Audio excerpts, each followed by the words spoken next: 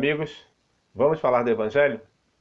O Evangelho segundo o Espiritismo, que tem no seu primeiro capítulo o título Não Vim Destruir a Lei, nos fala a respeito das três revelações concedidas ao homem por Deus: Moisés, o Cristo e o Espiritismo. Na lei mosaica há duas partes distintas que devem ser levadas em consideração. A primeira trata da lei divina, da lei de Deus, que foi promulgada no Monte Sinai, quando o legislador bíblico recebe do Criador a tábua com os 10 mandamentos. Estes que são para todas as sociedades, todos os países e todos os tempos. Ou seja, é invariável. Daí o seu caráter divino. A outra parte nos fala da lei civil ou da lei disciplinar, que é de acordo com os costumes e o caráter do povo. Ou seja, se modifica com o tempo.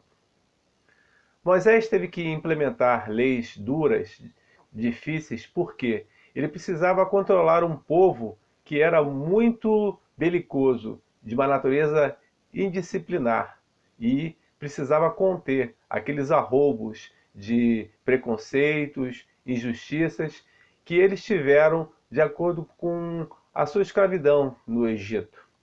Precisava fazer da mesma forma que aqueles legisladores dos povos primitivos fizeram, ou seja, dar um caráter divino a todas as leis que ele decretava. Somente o caráter punitivo podia fazer com aquele povo entender o que era necessário ser feito. Daí a necessidade de Moisés ter associado as suas leis às leis divinas. Porque aquele povo ainda não tinha um sentimento moral e uma sensibilização de justiça perfeita. Jesus não veio destruir a lei, muito pelo contrário, ele veio cumpri-la, dar-lhe o verdadeiro cumprimento das leis divinas, das leis de Deus. E tanto é que a sua doutrina é toda baseada exatamente dessa forma, no caráter do entendimento na adoração do Criador e na adoração do próximo, no respeito ao próximo. Tanto é que, profundamente, Jesus modificou as leis decretadas por Moisés, tanto na sua forma como na sua máxima intenção. E Jesus tanto modificou essas leis do legislador bíblico que ele fez que entendêssemos os dois únicos mandamentos, quando ele pede para que nós amemos a Deus sobre todas as coisas e ao próximo como a nós mesmos. Mas Jesus não foi apenas um legislador moral. Ele tinha a sua autoridade na sua palavra, no seu exemplo.